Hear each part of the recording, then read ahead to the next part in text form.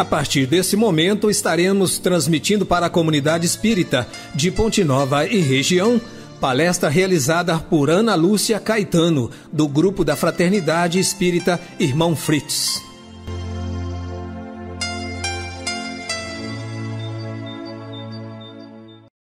Que o Divino Mestre Jesus nos abençoe hoje e sempre.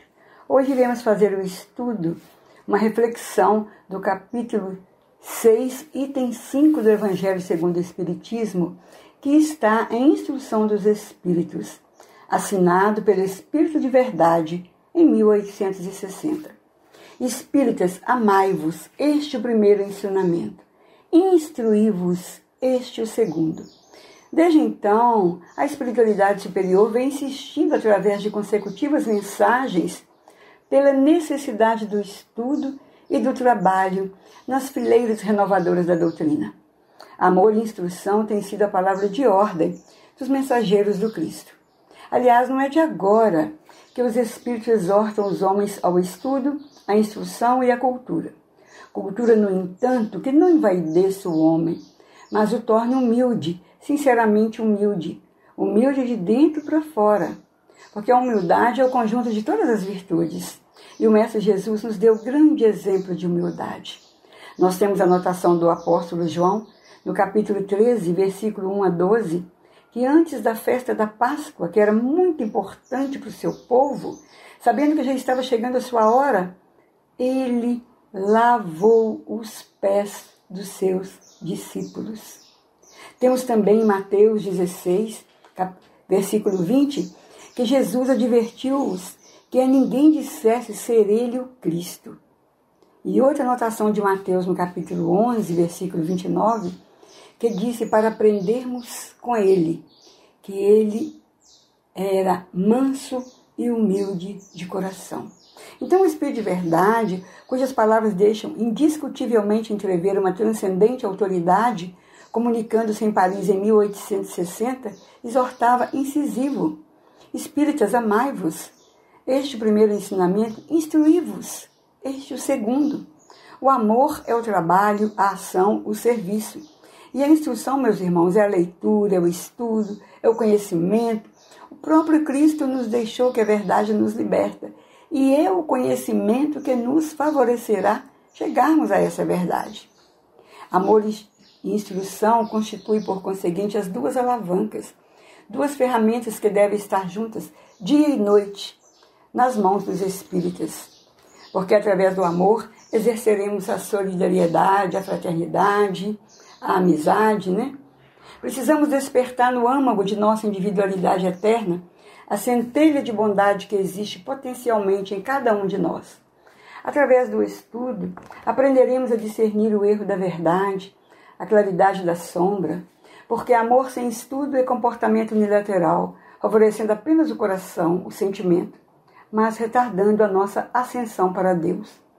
Estudo sem amor constitui quase sempre experiência simplesmente intelectual, podendo levar à presunção e à vaidade, ameaçando o aprendiz de queda ou fracasso. Paulo de Tarso já nos advertia: o saber ensoberbece, mas o amor edifica. Emmanuel, falando-nos ao coração, exorta também: recorda que em doutrina espírita é preciso estudar, aprender, entender e explicar. Já está provado, através de experiências científicas efetuadas por americanos, que o conhecimento provoca maior alegria no espírito que qualquer outro evento que lhe aconteça. Dinheiro, fama, poder e outras quimeras, com a exceção do amor, não geram no espírito uma alegria capaz de acender as luzes de seu cérebro físico, demonstrando o estado de felicidade que o acomete. Quando nós aprendemos uma coisa nova. Estou me lembrando aqui, quem é do meu tempo se recorda do Mobral, Movimento Brasileiro de Alfabetização para Adultos. E nós fomos convidados para participar desse projeto. Eu e mais duas amigas íamos para essa escola que era na periferia. Hoje nem é periferia mais, já chegou dentro da cidade, E trabalhávamos à noite com os idosos, com os adultos, que não sabiam ler nem escrever. E eles chegavam para estudar com tanta alegria, parecia jovens, porque iam aprender. E traziam lamparinas, velas, porque eles moravam bem depois da escola. E o caminho era muito escuro. Então eles já traziam, que na volta eles acendiam para poder retornar às suas casas.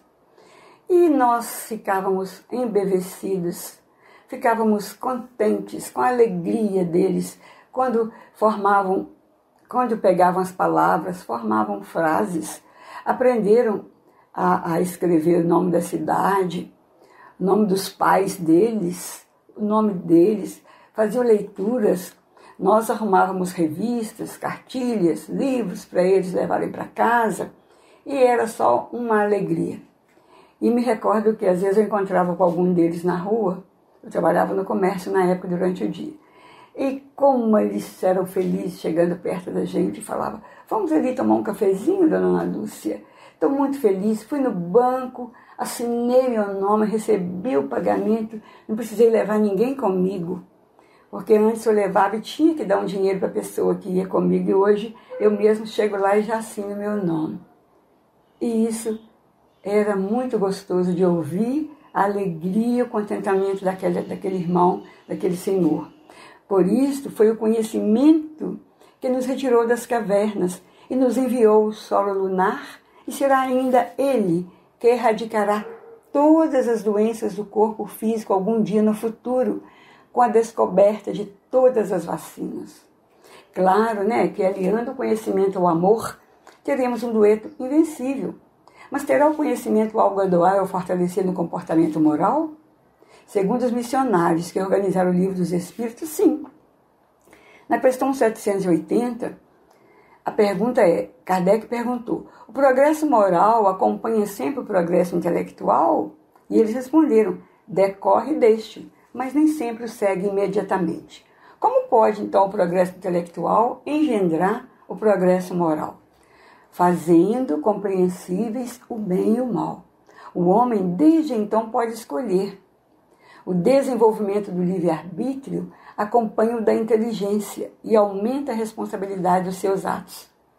Então, nós temos gratidão eterna à falange do Espírito de verdade, que com singular beleza e sabedoria inigualável nos deixou o amai-vos e instruí-vos, porque é obrigação de todo cristão, de todo espírito, estudar e aprofundar as obras básicas para bem nos informarmos da nossa condição, da nossa vida, de nossas possibilidades.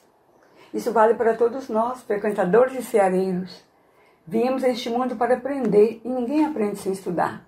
Por isso, todos nós podemos estar facilitadores ou aprendizes nessa vida, porque o nosso mestre e modelo é Jesus. E Jesus enviou-nos e envia rotineiramente em todas as áreas do conhecimento, em todas as culturas e para todas as nações as suas orientações.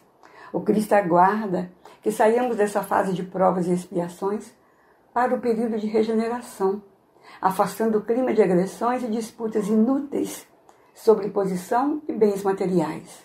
Ele, o guia e modelo da humanidade, se alegra quando seus seguidores, que em verdade são alunos, se adiantam em novas lições.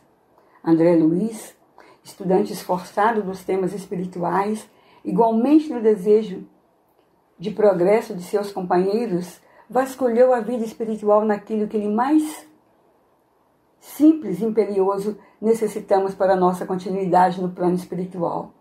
O valor da obra de André Luiz, que é o nosso patrono do movimento da fraternidade, e tem como base a necessidade e a urgência de seus evangelizandos, nós entendemos que se ele tivesse escrito sobre as altas esferas do plano espiritual, teria cometido uma quebra em nosso caminhar, pois ao sairmos aqui não iremos para mundos felizes, mas para estâncias semelhantes às nossas, onde nos esperam cenários e costumes condizentes com o nosso estado evolutivo.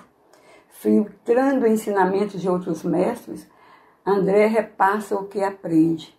São 13 livros da psicografia de Chico Xavier. Em um deles, o Domínio da Mediunidade, ele está conversando com o instrutor Aulus, que fala dos trabalhos da colônia. E André Luiz pergunta: para o esforço desse tipo, precisaremos de pessoas escolhidas, com a obrigação de efetuarem estudos especiais? E Aulus responde: André, em qualquer setor de trabalho precisamos estudar. A ausência de estudo significa estagnação. Esse ou aquele cooperador que desistam de aprender, incorporando novos conhecimentos, condenam-se fatalmente às atividades de subnível. E André Luiz reconheceu nesse ensinamento sua própria condição ao ser resgatado do umbral. Ele era médico aqui na Terra, mas ele notou que a medicina espiritual lhe exigia aperfeiçoamento e iniciou sua aprendizagem pela faxina nas enfermarias. Trocou sua veste nupcial, tirou o avental de médico e vestiu o avental de faxineiro, limpando o chão hospitalar nas enfermarias, ocasião em que seus instrutores, notando sua humildade e boa vontade, lhe facultaram o ingresso em novas experiências. Caso não tivesse demonstrado tal atitude, estaria ainda em atividade subnível, possivelmente. Então nós lembramos aqui Chico Xavier, em seu aprendizado com Emmanuel, né? Que ele disse que o que a gente não pode mesmo, nunca, de jeito nenhum, é amar mais ou menos, sonhar mais ou menos, ser amigo mais ou menos, ter fé mais ou menos, acreditar mais ou menos. Que nós vamos tomar o risco de sermos pessoas mais ou menos. E na obra Conduta Espírita, André Luiz fala para a gente que, primeiramente, para nós nos aprofundarmos nas obras fundamentais do Espiritismo, disciplinarmos na leitura, no que concerne a horários, anotações, melhorando o próprio aproveitamento, não se cansando de repetir estudos para fixar o aprendizado, porque aprende mais quem estuda melhor, já ouvimos isso. E há muito que estudar em nossa doutrina. Vamos recordar para estudo os pontos fundamentais da doutrina espírita, por exemplo. Quais são eles? São temas empolgantes que podem ser aprofundados com entusiasmo e alegria que o conhecimento proporciona. Pontos fundamentais da doutrina espírita: Deus, Jesus, Espírito, Perispírito, evolução, livre-arbítrio, pluralidade dos mundos habitados, imortalidade da alma, vida futura, plano espiritual, mediunidade, influência dos espíritos em nossa vida, ação dos espíritos na natureza, dentre outros. E que alegria vasculhar e descobrir sobre esses temas apresentados pela doutrina. Quem se interessar por conhecer a doutrina em seu aspecto científico, filosófico e religioso, recomendamos recorrer aos cursos que nossa casa oferece em todos os níveis. Porque romances, livros de autoajuda, as mensagens nos fascinam. Mas creia, a base correta, o ponto de partida, que forma a base sólida, são as obras básicas, né? Chamamos de Pentateuco. O primeiro é o Livro dos Espíritos. A sua primeira edição foi em 1857, com apenas 501 questões. Depois ele foi revisado pela espiritualidade, comandada pelo Espírito de Verdade, em 1860, e passou a ter 1019 questões. Tem alguns livros que tem 1018 por causa da tradução, né? O segundo foi o Livro dos Médiuns, 1861, que ele foi editado. O terceiro, o Evangelho segundo o Espiritismo, 1864. O quarto, Céu e Inferno, que fala da vida futura, né? 1865. E a Gênese, 1868. Nós estamos vivendo, meus irmãos, uma época maravilhosa para quem estuda e quer aprender. Por um simples celular, nós acessamos o mundo. A desculpa para quem não estuda pode ser outra, mas a falta de fonte de pesquisa não existe mais. E a nossa casa, o Grupo da Fraternidade Espírita Irmão Frites, oferece novamente os estudos sistematizados da doutrina espírita, que chamamos de ESD. Nós começamos agora em fevereiro as aulas online, às 20 horas na terça-feira e às 17 horas no sábado.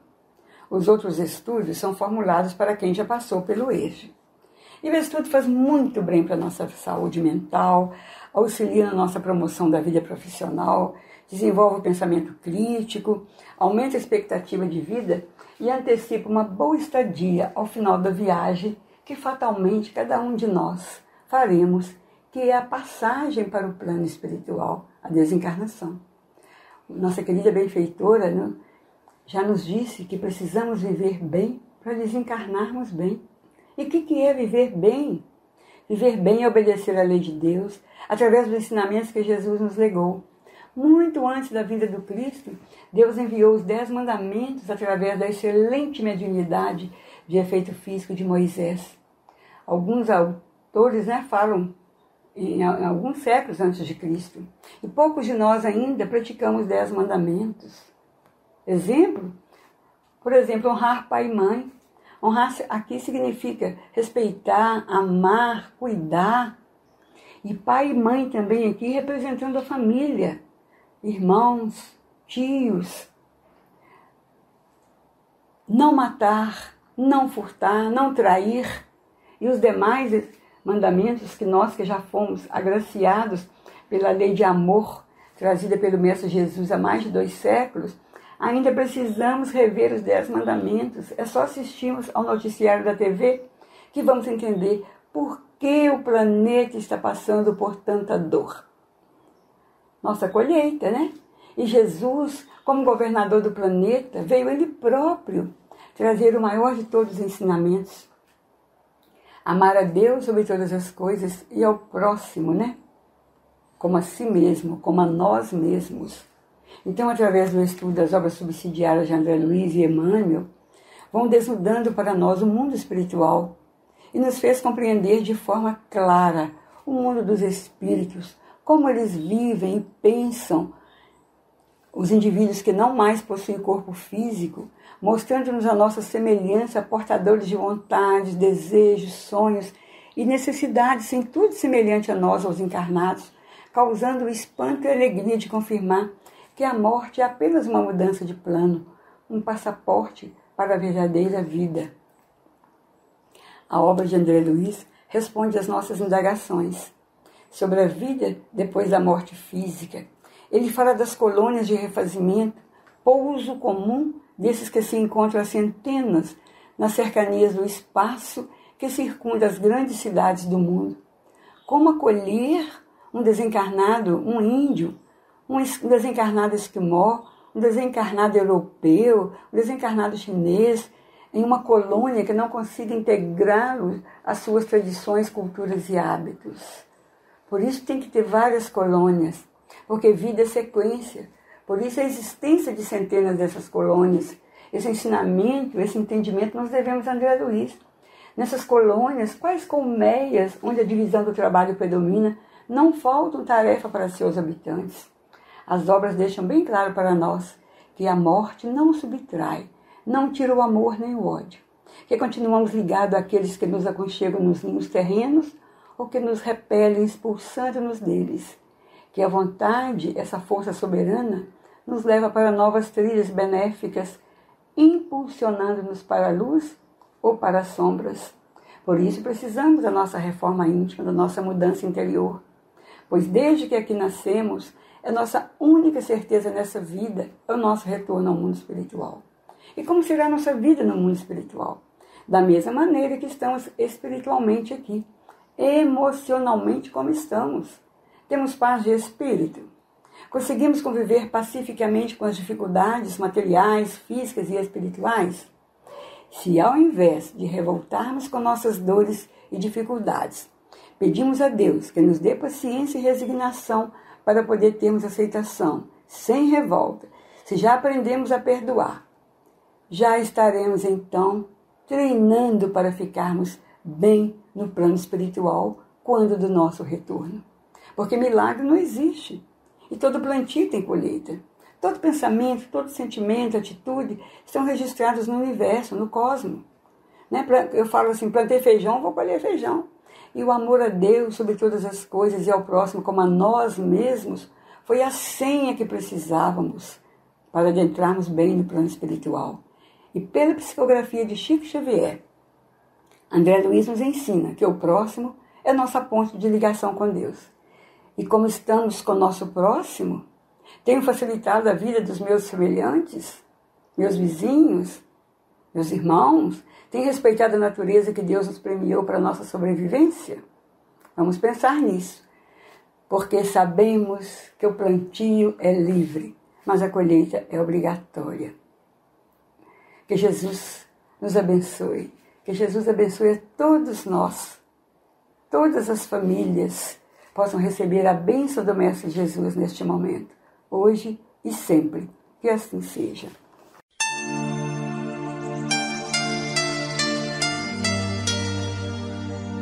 Termina aqui a palestra do Grupo da Fraternidade Espírita Irmão Frites. Boa noite.